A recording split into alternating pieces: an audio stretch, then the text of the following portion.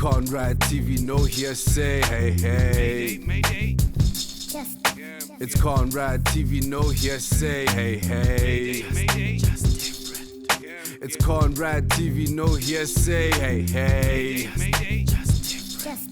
It's Conrad TV, no hearsay. Hey, hey. Hey, hey. Hey, hey. One thing is certain, it's gonna be crazy, yo. Conversational radio TV, just different. Hey, hey. Hey, ladies and gentlemen, it is still Conversational Radio TV on the 26th of June, and it's a Friday. It's the 5 o'clock slot. And I Jone. Mamelodi Gardens. Like the one and only boy who had a swimming pool at his house. Musi Maklala, bro. You know, Musi no, Maklala. I think it's very, very important that people must know who swimming pool. Like this is literally the seventh time. Got double stone. Even that was a double story. Upstairs. Muso marana mara odipiri Joe wait. And I'm glad at least I'm not the only one who says this, you know. Renale a guest him on otse maditaba tsa hao. Dikotsa today. Ladies and gentlemen, the one and only. You know, if ever you've never crossed paths with this gentleman, your life will never be transformed. Like, how so this man? You know? In fact, how did we meet? Me and you. Brother, because of this man. We call this man the connector. Pick up the royalties. I need to collect. You know, because of for him. That's how this relationship. This is exactly. You must actually ask him after our first show. Yeah. I called him. Yes. Yeah, he did. I called him. He did. And after, obviously, and I just want to just talk about it here, that we beat you in 30 seconds when we did it digitally. The first digital 30 seconds that we played during lockdown. So how about you tell him both of us? Because we were on the same team. I'm just saying. Hori. Humna. Do you even remember your teammates? Teammates aga? Yeah. Tiru. And why woke up because I'm here. I told you that this is going to be a fiery conversation. Ladies and gentlemen, Mutlatim Kalala. Mr. Mutlatim Kalala. Banker, entrepreneur, founder of Bolt Tulip. Connector. Mr. Style. Yo, fashion and Mutlati. Guys, if you don't know how to dress, call this guy. Joe, yeah, that's true. Know, and you feel guilty. Mutlati, please introduce yourself to the ones that have never had the opportunity to meet a gent like you. Yeah, sure. After such introduction, I don't know what to say. But yeah, and so let's see. Who am I? So Kemotlatim Kalala, I grew up in Tembisa. I did not have a swimming pool, no upstairs. Thank you. Thank you, Motlati. So I grew up in Tembisa. So I'm a banker by profession. I'm also an entrepreneur. I don't know. What else must I say? What makes you so cool, Motlati? What makes me cool? I think I'm young at heart, so I've always been of young spirit. So, can connect with people at all levels. Yeah. But also, because I think I don't want to, not that I don't want to age. I don't want my spirit to age. Yeah. So that's why I always keep up, keep the energy up. Yeah. I think that's what makes me cool.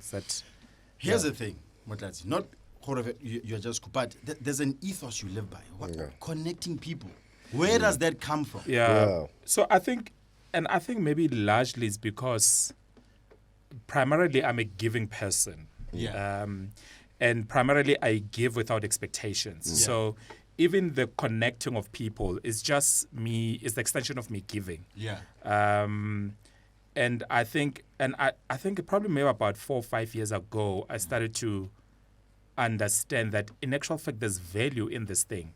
That because also I nurture relationships. So I nurture relationships and I build very good relationships. Yeah. So what then happens is that, you'll be surprised 2 years, 3 years down the line, I'm able to go back to these relationships that I've nurtured for years. Yeah. But sometimes it's not for my benefit. I give to the next Yes, person yes. who would want to have, whom there may be value. And I think maybe it also connected with sort of a gift of being able to see who needs who. To be able to make the right connections. And I could know you for 2 years and not, in actual fact, introduce you to anyone because for that 2 years, I haven't figured out what value would I add. 2 years later, then I figure out that no, there is value now that can be created, and then I'd make that connection. I think that that's the that's how I've been doing this. But I think one of the latest things I'm trying now to figure out is how to commercialize it. Is that how Bold Tulip Yes. was established? Yes. Among other things. Among other things. Yeah. So, connecting people, babes of coolness. How did you get into banking? Yeah. Sure. It's quite an interesting story. So I studied my undergrad got tax. I may be from Tembisa, but I'm from tax. Yes. I've always liked good things and great things. So that's why I chose University of Pretoria. Yeah. It sounded very cool at that time. So everybody was going to, I don't know where, Bovets, what, but tax and UP sounded very great. So anyway, I was studying there. In our final year, normally there'll be companies will come through to sort of tell us how great they are. Essentially, they are courting us so that we can choose who we want to work for. Yeah. I was very clear. Okay. I wanted to work for Mercedes-Benz. Cheers. I like the style. I like the class of it. I liked it's such an incredible brand. It is. It is. And so I went to the Mercedes-Benz stand to understand what they're looking for. I applied because of we are undergrads, and because of at that time, final year, black tax is waiting for you. Yes. So I have also to diversify my applications. Yes. Yeah. And then there was Standard Bank. I never thought I would work for Standard Bank. I just applied because we were all applying, but I was very clear. Mercedes-Benz was the one. And 2 offers came back. 2 offers? Yes, Mercedes-Benz and Standard Bank. Hey. Okay. Now I want to know how this decision All was. right. All right. So 2 offers came back. So the one, absolutely loved Mercedes-Benz. And I remember when I went to the interview at head office, it was just me. The greenery, the beauty of the space. I was very clear this is where I want to work. But anyway, with Mercedes-Benz, the difference was that both of them were graduate programs. Mercedes-Benz program, it felt like it was a 2-year interview process because they were taking you for 2 years. And then after 2 years, they'll then make a decision if they're taking you permanently. But what was interesting about their graduate program, I was going to spend 6 months in Germany. Oh, nice. Yes, that was really cool. The difference was that Standard Bank one was a full-time employment from day one. Security black tax covered. Yeah. So it was, day one, but also the offer was better financially. Yeah. And also I was thinking about black tax, that I can't be... Yeah, that thing is real. Yeah, I can't be playing Muraba, got 2 years. Ka black tax Exactly, happen, yeah. now, Bayemi. So, exactly. So, and I chose the bank. I think it was an incredible decision in actual fact. Yeah. Because the sector, it's connected to the economy. Yeah. So, and what's interesting about it is that, everything that happens in the economy, it touches the bank, or the bank touches it. Yeah. So, which means you move with the times. You move, when you experience the 2008, the global crisis, we were in the thick of it. So you understand it. When we do Corona now, we're in the thick of it. So that was quite. That's how I ended up in banking. But I really thought. I really love it in actual fact. I think it's been incredible. Taught me so much. So tell me, Mutlaji, so there's this narrative now, ne? If you listen to but again, you go on social media, Facebook, Twitter. Yeah. There's been this popular story or narrative that banks are racist when they give what they rates, interest rates, or et cetera, et cetera. Is that actually a real thing, and not necessarily for any particular bank, but is it like a real thing first of all, like, is it a real thing? So do black people get treated differently? And if that is so, is it because of a racial factor, or is it because of it just so happens that most black people are staying in certain areas, or most black people don't have security of tenure when it comes to work, or most, and things such as that. So yeah. Yeah. So it's not the truth that credit decisions are made on the basis of race. It is not the truth. I think what has happened, and perhaps maybe this is where the truth lies. What has happened is that we've got a history in the country of the haves and the have-nots. So, and that in itself comes with, experience in, sort of ownership of property, or people having security. So when you look at it, in majority of black people, we don't have security. We don't have something to fall back on. A majority of the black people who were previously unbanked don't have credit history. So you've got that as a challenge. So when you go to get to interact with a financial institution, so your ability to pay back, sometimes when you look for a loan, for example, as a small enterprise, you want to start something, you need to have security to secure that loan. You don't have property, you don't have any of that. So what happens is that you find that the other races, particularly maybe let's say the white, they've been in the economy for hundreds of years, and they've built all of these years for hundreds of years. But also you're starting to see that, into democracy and also pre-democracy, there's also been black people who have built, wealth, and they've got, they've created platforms for sort of their families to be able to lend or to borrow. So it's not really about black and white. I think it just have the historic effects. But I must say, from a country point of view, from where we were before democracy to where we are, from black people and participation in the economy, which is enabled by banking, we've done tremendously very well. As it is, I'll give you an example of the three of us sitting here. It's very easy for any of us to go to a bank and interact with the bank. It has nothing to do with color. It's because of we have been able now to build the sort of we've paid our school fees to be able to to have that interaction and build a security and have anything that the bank would say, okay, I will give you this. I need you to seed your shares. You probably have shares somewhere. You probably have a house or some land. So we've gone. There's been tremendous improvement as well. I think we must recognize that. I think where we fail a lot of times as a country, Motlati, is to talk about the good that has happened in the country. So we talk more about the negativity that it then shadows, the good and the changes that are happening in the country. Yes, it's a good question what you're asking. There was a whole big thing in the United States about racial profiling of artificial intelligence. Like, the people that code, some of them code with racial intentions behind it.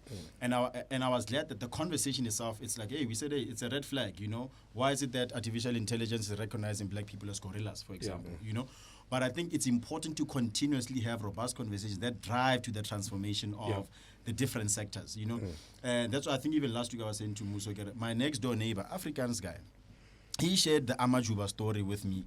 And it's like, hey, man, even the Africans and the English were having their own fights. Right? African women were killed by the English. There were concentration camps. Nobody ever spoke about it. And I was like, you see, it will be interesting once we start to know, then we start to have compassion about our different backgrounds, right? Because it was about survival for us.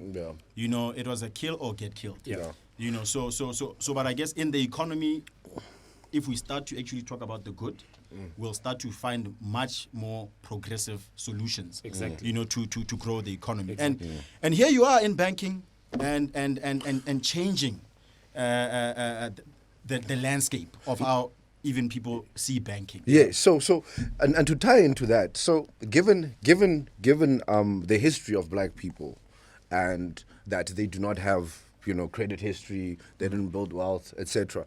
What role are you personally playing, right, as a banker, to mitigate against our past or the effects that the past has had on us, because by default we were prejudiced in the past, so our future is a future of prejudice. You know. So what are you doing, and what steps do you personally take to ensure that you have an impactful a positive impact on your clients or your black clients, or and so on. Yeah.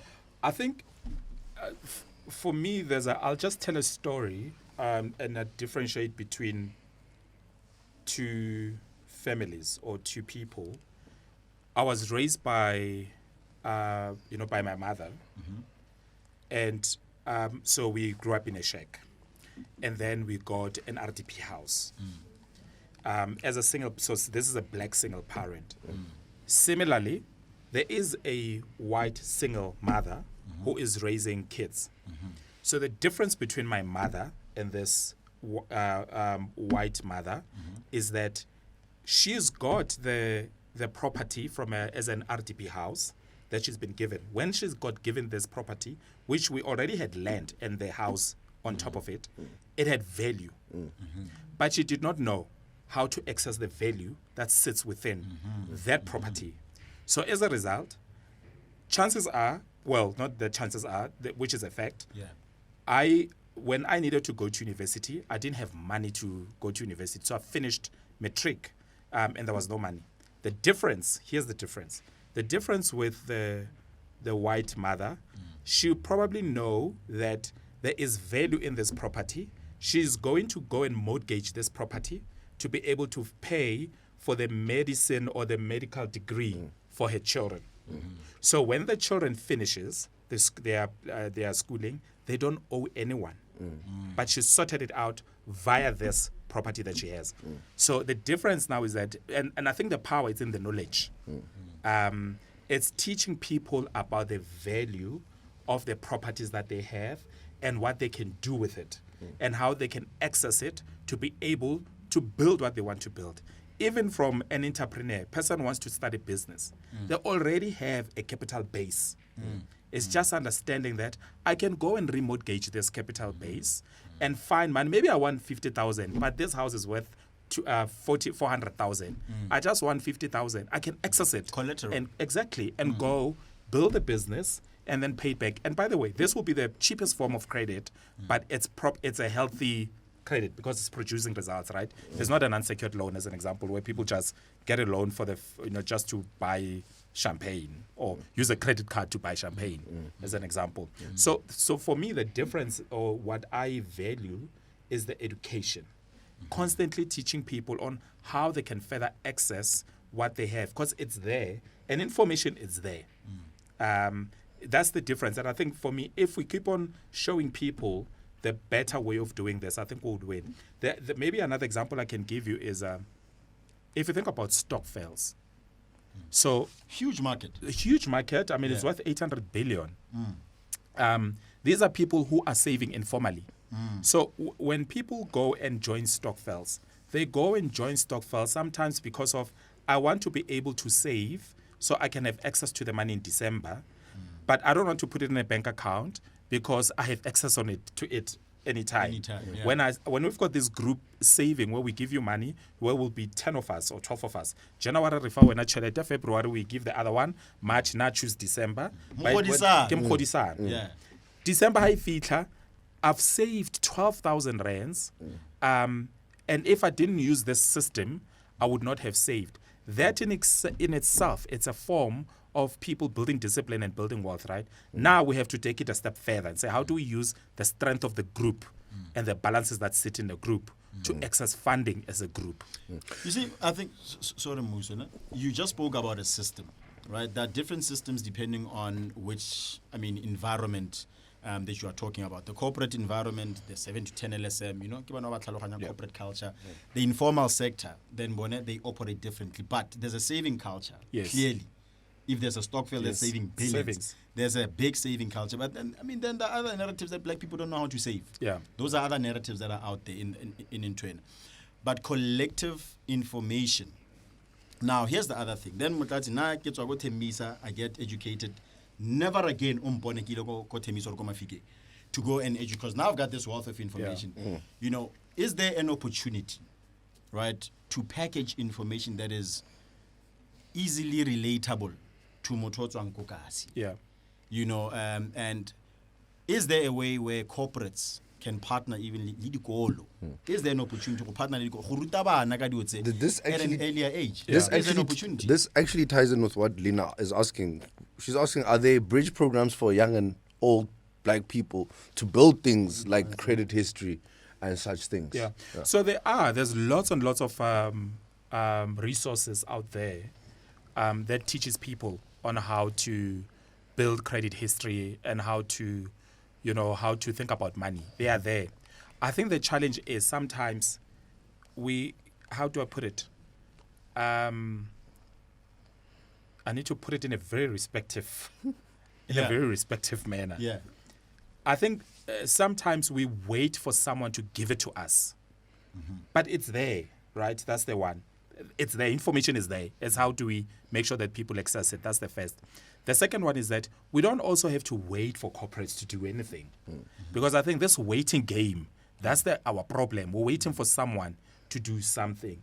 What you spoke about, me as Motlatsi, having this experience now in corporate, understanding what's going on. The question is, what do I do about what I know now to benefit the next person, to benefit others? So what I'm saying is that now that I'm on top, I don't have to kick the ladder and other people to start building their own to get there. Now I know, the pitfalls. So I know the shortcut. So I must now give the people the shortcut and not make them to take the long route, because I've paid the school fees. They don't have to pay the school fees. So, and I suspect a lot of us need to be able to come together in our own communities and say, right, this is the knowledge I have, and share it with people in a way that they understand, because I understand in actual fact the best way to deliver that information. I'll give you an example as well. I find it sometimes where I would have a chat with what we would call your high net worth, maybe high net worth black people, or you're sitting and having a conversation.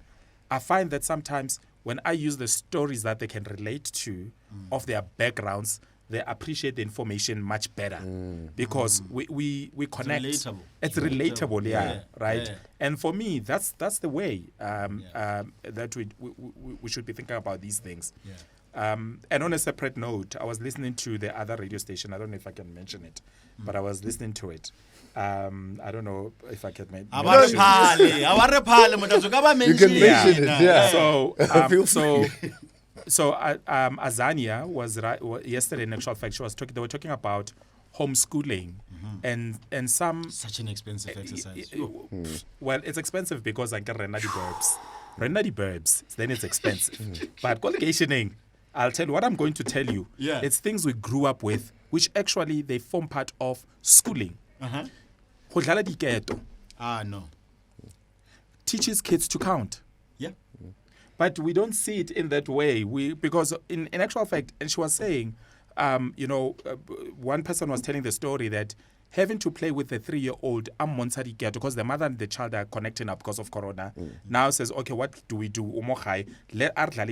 It taught the child how to count. But also coordination. Coordination, right? Yes, exactly. So, Rena, we want, if van der what, I indosa, then we want it. Yeah. But we grew up with it. It's there. It's part of that, Haner Lala, the Chicago. It's coordination. Chicago Knicks, what? Exactly. So all of those things have built us. It's part of education and schooling. Yeah. So it's stuff that we do ourselves to say indigenous games. Exactly. So basically, yeah. So I think it's all up to us, people who have made it, or who people see that who have made it and who've got access to come back, and it's not about giving money sometimes. And I think people think that it's about the information. You have information, and you have access. Give information to people. Yeah. Connect people to opportunities as well. On that note, Mandi Dikan is asking that you talk about what we can do towards teaching our kids and younger siblings about their role in the economy now. Yeah. Can have an impact on the economy landscape of SA in future.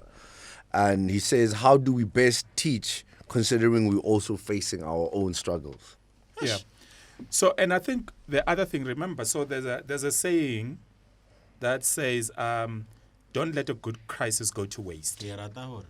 So, including now, our struggles are lessons. So, I'll give you another example of a struggle. So, and I'll use myself as an example because I can only relate to me. Well, I can sort of talk to my own experiences. The challenge we have around financial management, or the challenge I had around financial management, was that all of a sudden I've got access to money. All of a sudden I can get a credit card, I can get a car, I got all of them. My fridge is full of food. Yeah. I've got an accounting degree. I work for a bank. I wake up, I cannot afford petrol. Hey, Yes. Yeah. I can't afford petrol. And then when I had to rethink about this and change, but I had to think about the situation at home to say, what about me and my education that has not allowed me to be more financially savvy? Yeah. It has to do with where I come from and the background, my background. What I'm used to, or what I saw my mom doing, was survival. When 5 rand came in, 5 rand went into the stomach. It didn't matter how much education I had. That was how I was raised. That was my environment. Yeah. On the other hand, where you find people go do groceries, you sit with your children, you show them the budget, you do all of these things with them so that they start learning the value of money whilst they are young. I actually do that with my kids, These are the lessons that when they're getting older, they've got a better relationship with money. Yeah. Because they've seen you. You don't hide things when things are not going well at home because you're protecting children. Explain to them. Communication. Communicate that the reason why today we are not affording is because of 1, 2, 3, 4. But get them involved in the decision making so that these lessons are going to be the lessons that are going to help them. And that's why I'm saying they don't have to repeat the mistakes because you guys have paid the school fees. I mean, it's the same conversation, I guess, and I have this with my kids a lot of times, is that if you guys are going on a trip, right, you must then ask, because even my young boy, I say to him, keep all the slips of the trip, and then we'll calculator, the total amount. Yes. And then get okay, in 20 Yes. right? Then you say, okay, I've spent this much. Then you must understand, this could have either bought you school fees, it could have invested this money, it could have grown you. But a lot of parents aren't having these conversations. And I mean, you're talking about information is out there. What I've also realized that some people don't even know what to search for. Yeah. Because there's so much information that is out there. Is there then opportunity to funnel? But it's about financial. Even Google financial information, you're sharp guy, and I think that would maybe start to propel, and also communicating the languages that people understand. Yeah. Because Do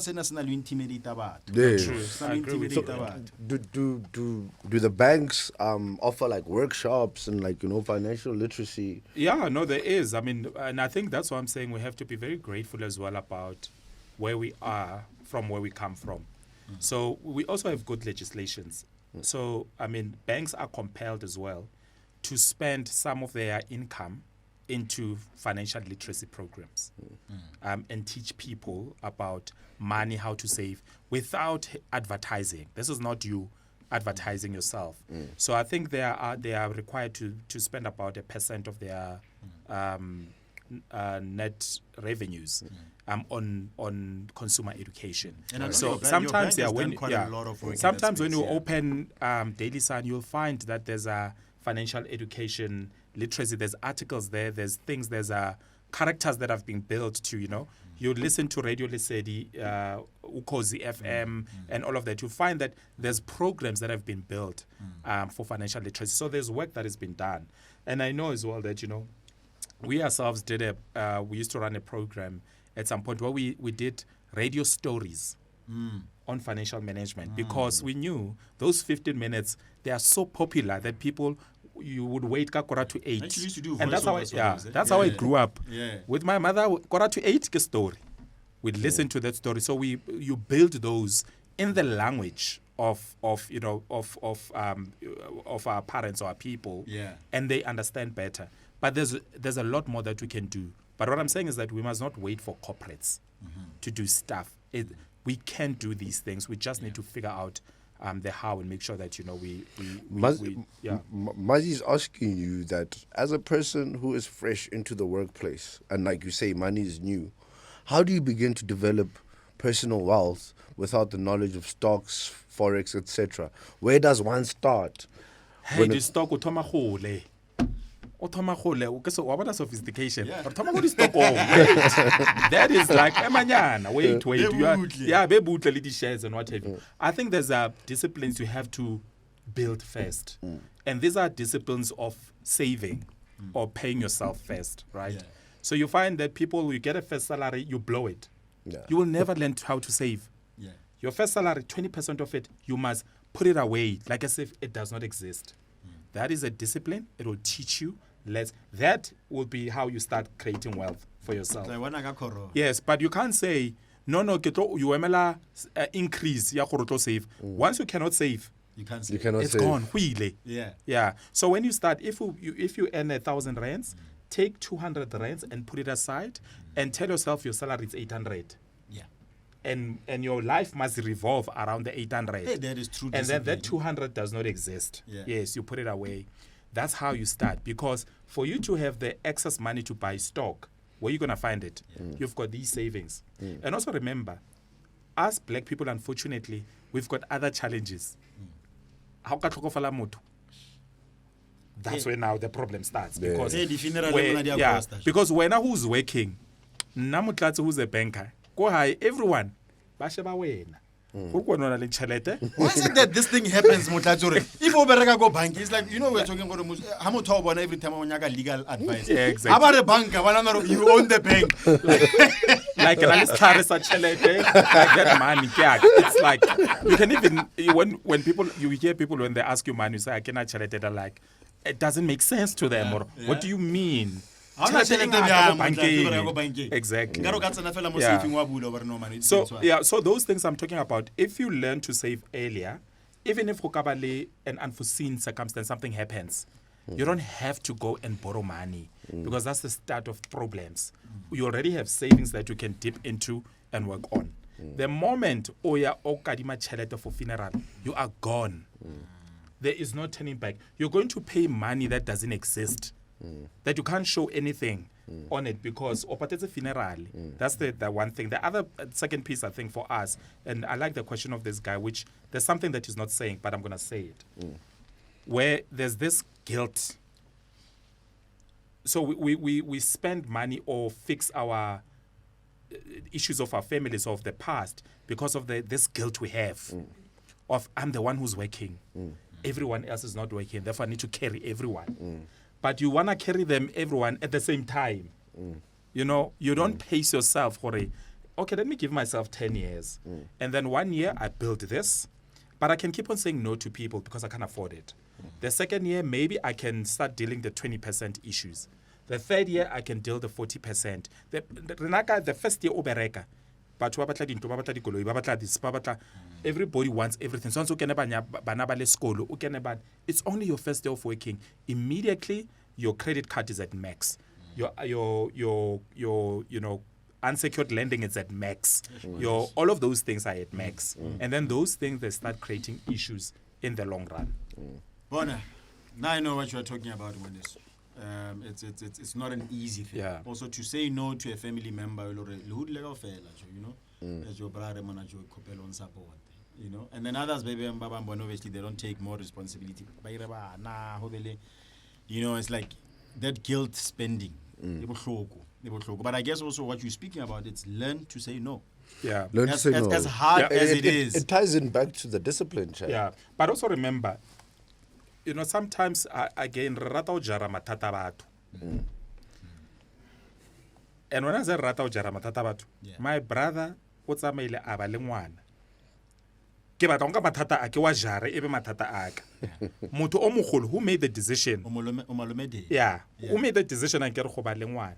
Ke nka matata ke a wa jara. Amazon ke jare mathata. Go high because the thing about these things, right? So a person will come and say, "Give 50 rand." Yana wa eja. We don't keep on giving ka guilt. Yana na guilt of asking. They keep on asking. Guilt of asking. Yeah, no, I'm not guilt of asking. But what we should start learning to do as well is to start showing people gore ha ke na yon ke na ha go file 10 rand. You must spend it wisely because then like you have to teach people as well. Last night they teach them to make sure they take off the money that you're giving them. It's very important because if you have to use the analogy of aeroplaning. They say you can't put a mask on another person before you put on you. Yes. You have to save yourself so that you breathe. Then you can be able to help others. If we're not being the only source of income, that means the other people will never make it, right? So you have to sort yourself. Once you've sorted yourself, you are able now to sort others, and then you've got a long-term plan. So I think for now that's the advice I can give people. I'm just going to give you one example of one of the lessons I've learned earlier. So I started my new job straight from university. 2 months into the job, I bought a car. Mind you, go high RDP house. Slathamatente. He bought a Slathamatente. No, not before. The first car, it let me gain, shake it, two-door. All the grads that I went to work with, nearly the pole. I get la lebjalo. There must be different. No, I am not. Like I get swani. So I roll like that, right? But anyway, I did that. Second car, I bought Slathamatende. It's at RDP go high. Dropped out. Let me tell you something. People were talking, ne? Hey, why asa lukise ko gabo? Hey, why asa ring? But what people did not understand is that mama ka arwa le ka tlala. I go next door, I'll kopa dijo, right? But also what people didn't know is that now I've got my own plan, which nobody knows, obviously. Yes. And then I think I bought the third car. Now my life ke sotile dilo hantle. Now I'm ready. I started to buy bricks to build go high. But then I've decided, no, I don't want to build anymore because my mother was staying with my sister. Then I decided to buy a house, a proper home, a big home where she's got her own bedroom, she's got her bathroom. I look at it, I'm like, this is what I was talking about. Yes. But I had to work on my own plans, not people's plans. If Kiberekile plans abato, I probably would not have had enough money to be able to sort my mother out the way I did today. So yeah. And I think because it be like a youth month, Eban Basha need to hear this thing. Yeah. Continuously because of Hansi Batwa Pella di Chomi. Yeah. And I know Instagram agrelone Hey. likes. And those likes I think it's about to okay, man, it's again, get no ragakuli and kiba bonds, regular shake it. Yeah. Get claps. You know, like probably the first 3 months, get lifestyle, shampoo. And I've always said that, you know what, it's sometimes okay for you in some system. Yes. Yeah, it's also that you don't do them at the You want to 20 take it out. years You want to later. take it out of the system. You know, because of that, some guys then at the age of 45, Yeah. But you know what, Tato? And I think I'm going to go back to that questionnaire, Mandy. And I think this is where the power of how you build your kids and make them to have a good relationship with material things so that when they grow older, they don't start afresh. I don't know if it makes sense. So I'll give you 2 examples. The one example is that I started working fridge yaga. Yes, yes. Cheers. Every month. Why? Because I was just dripping, bored. Honey. You know, people will come back on Chakela just to eat because they know everything. Cheese boys, Yes, Yeah. because my relationship with food was messed up because I grew up without food. Yes. So I was like compensating until I learned, this is nonsense. Yeah. You know, now I buy things when I need them. Yeah. Because now I get dijo on a weekly basis. And I know it's Monday, Tuesday, Wednesday. Get this Thursday, Friday, get this. Because I don't need to buy all of these things they tla le fridge. Plus wa pheha ka. Yeah. When I Hey, have people dangerous over, ka pizza. Blind. yeah, how about you do that? But so what I wanted to say is that even for to avoid these things, already people, our priorities they are wrong. When we have opportunities, and I think this is where we're going, you'll find that the 2 generations from now, black kids who grow up won't have these challenges that we grow up with. O tlo gola ko gabo gona le koloi, o tlo gola ko gabo ba gona go ya di restaurant ba gona. So when he starts and he works, it's not a thing to go to a restaurant or to pop a bottle of champagne. It's not a thing. For others, it's a thing. It's like a stage. You have to go through it. They go through it.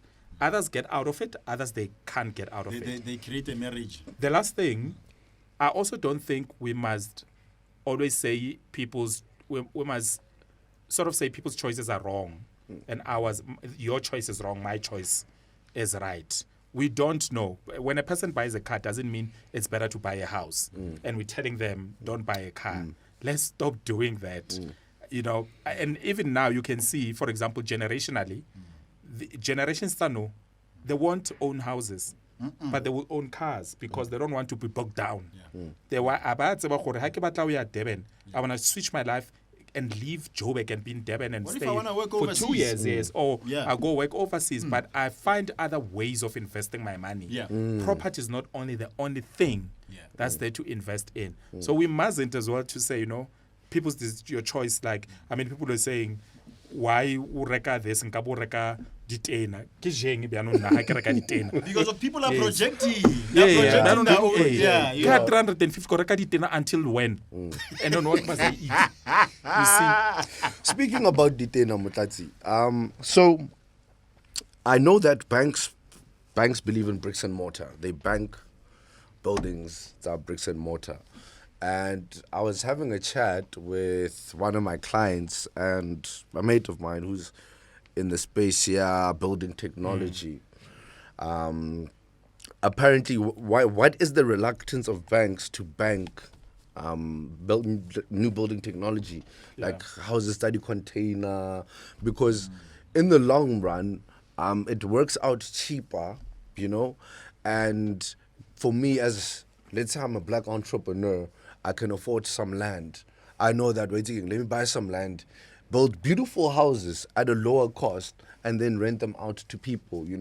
It's something that can actually accelerate a lot of people's economic position. Yeah. Why is it that banks are reluctant to bank this new building technology? And secondly, is it only banks in South Africa, or are they is this an international trend or international culture, or are banks in other states actually banking these? And lastly, Emana, erara beze pele. Okay. So I think it's not the reluctance of banks to finance, new buildings or new ways of building homes. It's the system that we operate in, and also the lack of standards as well. So, for example, if you build a house or container, I also have to think about how do I evaluate that house and how do I put value on it, right? So we don't have that. So there are no international benchmarks. No. From our side and from the laws of the country, even when I do we mortgage property, Yes. there's no standard to mortgage anything that's not bricks or mortar and mortar. So it's not the banks, but I think from a innovation point of view, Yes. we have to move into that direction. But it's not only the banks, it's the system holistically. For example, you might find that there's people who may say, we can build a home in a green way, or using plastic or using things. The problem is the market, the secondary market does not exist. So I don't even know that when I who's gonna buy it? repossess this Is there gonna be a container, buyer? is there going to be a Yes. buyer? And then psychologically in South Africa in general, people just believe in bricks and mortar. Yes. We have a bad relationship yeah. with because yes. Yes. So we believe bricks and mortar is inally dignity, inally, all of these nice things that feel good. So when people want to buy, I suspect that again, because of it's about supply and demand. When there's no demand, I don't know why would I finance a something that when I need to resell it, there will not be any buyer. So that's a challenge. But I think it's a system. It's the rules that we operate within. And for example, I mean, there's one other interesting thing that's happening. If you look at Waterfall as an example, the Waterfall Estate. We have 13 minutes. Yeah, the Waterfall Estate. They are there is no so the type of a mortgage that's there is the 99-year lease. Yes. Which is another format of mortgaging, but that at least is the standard in the country, and you can follow it. And in actual fact, even though it's a 99-year lease, when you sell it, when you live in it, it's like you own the house. It's a normal bond with the bank, but you can on-sell it, and the lease can continue. But it keeps on continuing to 99 years. But you know what I see? So for residential purposes, Quick no? one, Musa, we just want to do one PMB, and then is that cool? Yeah. Let's do the PMB. I hope I don't forget. I forget what I'm saying now. All right. Promote my business. Motlasis, we're starting this new segment where we're allowing, at least small businesses to send in, and then we promote them, let people know about what they're doing. We had Mock Inc. earlier. So this one Touch. is Kumo Inc. So I'm hoping that everybody that's listening, you can support Kumo Inc.'s business. Hello everyone, it's your girl Bitumelo from Kumo Inc. Well, just to explain to you a bit, at Kumo Inc. we are equipped to cater for any kind of event, be it big or small, whether you need us to serve our delicious food and drinks at your weddings, your corporate events, your birthday parties, your private functions, or any other festive or celebratory events. Listen here, we've got you covered. We also do supply all kinds of meat, from your beef to your lambs and your chickens and your pork. Listen, we've got you covered at your convenience, and we also offer flexible payment terms. So to get much more info regarding that, you can contact us on 060-551-6303, or you can also WhatsApp us on 067-838-2096. You can also like and follow us on our social media pages on Twitter. It's at Inc. Kumo, one word. And you can also follow me on my personal account, which is Siaga Lebogang. Siaga spelled Seaga, and my full name Lebogang. On Instagram, it's at Kumo Inc. _ And you can also check out more of what we do actually on our website. For all the info that you need, it's www.kumoinc04.puma.co. Just like that. That's simple. But for more info, you can follow us on all our social media platforms. We're here for you.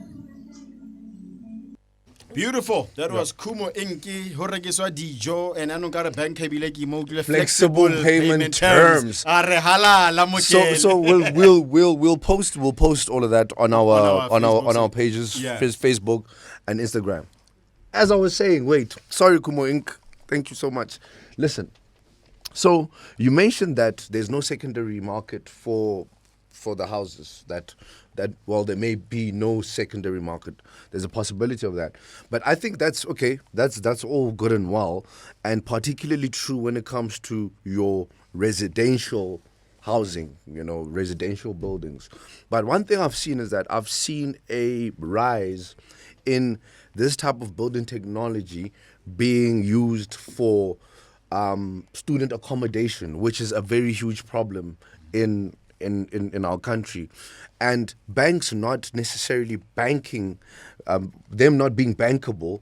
It's opening. It's almost like perpetuating the monopoly of the people who already have capital. So you'll find that those who have capital or have access to capital or financing outside of banks are the ones already taking up this market, and now it's almost like perpetuating this exclusion that black people black people are have been suffering for years. So I'm just saying that, look, maybe commercially, like the banks must maybe pilot it for commercial purposes, because there's even office parks. I never know.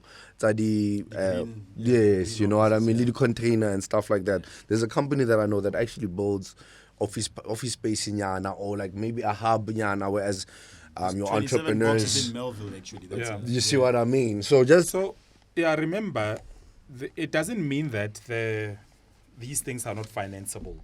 What we're talking about is using the mortgage system to finance. Yes, it will be very difficult to do that in general. But it doesn't mean they are not they are financeable. You can find other sources of financing within banks. The only difference is that the cost to finance it would be more expensive versus if it was mortgaged, because it's a security that if anything happens, remember, as a bank, when I give you money, I need to collect. If I don't collect, I need to get to convert that security into the money that I've given you. If the prospects of doing that don't exist, it doesn't make sense to do that deal. Batho ba tjhelete, man. Wa nyaka ho bona hore ba tsenya tjhelete ya bone e tlo bo. yes. No, but also the other thing, remember, from an insurance point of view, I also need to insure this structure. There's no standard of how I'm going to insure it at the moment. All I'm saying, I think opportunities are there. It definitely it's a gap, and someone who can tap into it and who've got deep pockets and say, let me test it and do it. Definitely, I think people should look into it. Never let a good crisis go to exactly. waste. But I think it's a great opportunity. We have to look into those. Quick one. Khobalayana Gamola, absolutely love the financial touch points that Motlati is hitting on. That's Mahotso there. Hi there, please check your inbox. Okay. Lucretia says flexible payment terms. Ramolamu, show us the people, please. No need to see Muso as his questions and engagement post. Melu Lucretia. We're meeting Memati. Yeah. You know, which is one of the ladies that Lena we'd love to have her here. Brilliant mind. Yes. Well, Lena, I got to meet through. Yeah. No, but that's like the royalty later stage, man. I want to connect. I now is that conversation we're having. You know, and then I want us to buy a piece of land in the township and we develop these beautiful houses. I'm telling you. Quick one, actually. This is very important. Your legacy. Yes. What's your legacy in the next 5 years? So maybe this is where I can talk about Bold Tulip. Yes. Hey, because you Since Halam Putsisa, so yes, right. So I think, so I did my master's in Rwanda. MBA, for those that might not know. In Rwanda. And the institution I went to, you don't write a thesis. You start a business. That's how you get to graduate. Yes. And the institution is very clear that their goal is to build at least over 3 million leaders in the continent who are credible, who can run the continent, who can make the continent prosperous. Yeah. And also they're very clear that in the only way to do that as well, to deal the continent issues, is to make sure that you develop businesses. And that is why their program is not, you don't write a thesis, you start a business. So that's where Bold Tulip was born. In actual fact, the name the initial name was Black Tulip, and Black Tulip because it doesn't exist. Yeah. You can't find a black tulip. No one has ever harvested it. They've tried in the 1800s, but it becomes dark blue, dark purple. Yes, but it just says that, you know, my legacy is that we create things that don't exist.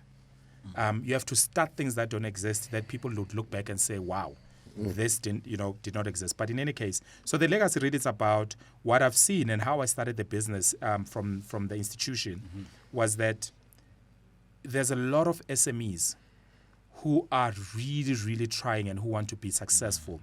The challenge is that they don't have access to maybe intellectual capital without having, so they have to have big money to access that, right? So when you look at consultancy, consulting firms are bigger. They don't look at SMEs. That's the one problem that I saw in the market. The second one is that even when you build a solution for an entrepreneur, the problem is you still have to give them access to coaching capabilities. No one coaches SMEs on how to navigate or to work through or to deliver a business. Yes.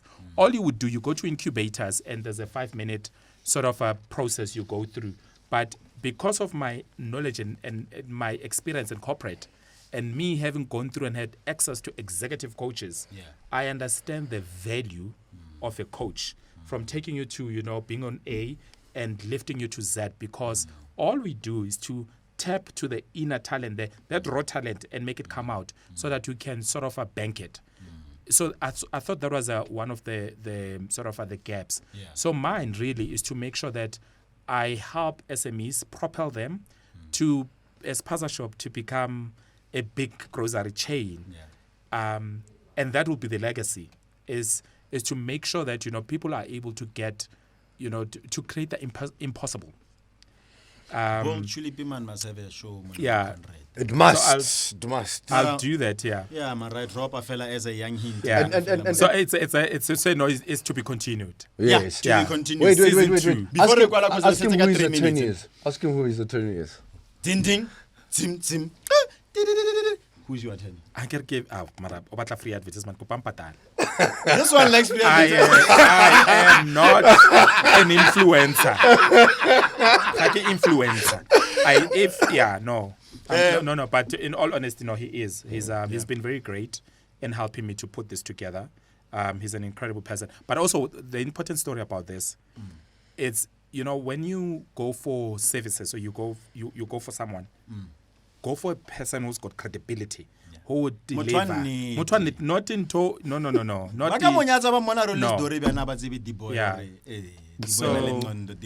Yeah, so that's me. But I mean, legacy definitely is more around, how do you help people to create stuff. Quick one. LGBTQI in corporate.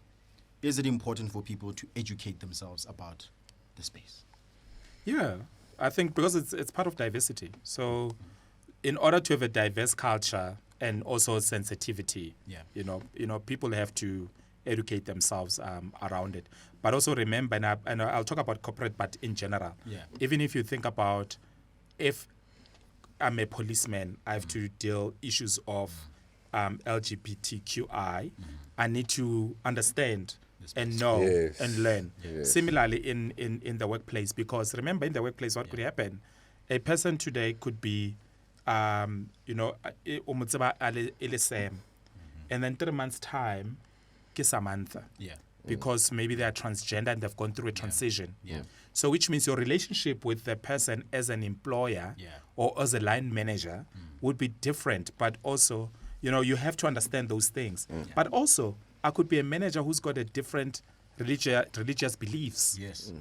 So I absolutely have to understand and learn and be sensitive to what is going on around me, because it is the diversity of what we are and the melting pot that we are in South Africa. Ladies and gentlemen, that is what we're about here at Conversational Radio. Real conversations with real people. Educate yourself. We are an information hub. If you really want to have robust and progressive conversations, make sure that you join us every single Friday, 4 to 6. And we're looking forward to having Bold Chulib come down to this space so that we can educate and help more small businesses grow, because it's important, and it's really just about information, and getting it out there. Thank you very much to Mutlatim Kalala for making time. Man, bona ne hole monate ne hole leti ne hole monate chomile re bua ka banking ne hole so Cheers, guys. Cheers, guys. Lucy McClada, bro. Cheers. Whoa, we out. Bye. It's Conrad TV, no hearsay. Hey, hey, hey, hey, hey, hey. One thing is certain, it's gonna be crazy, yo. Conversational Radio TV, just different. Hey, hey.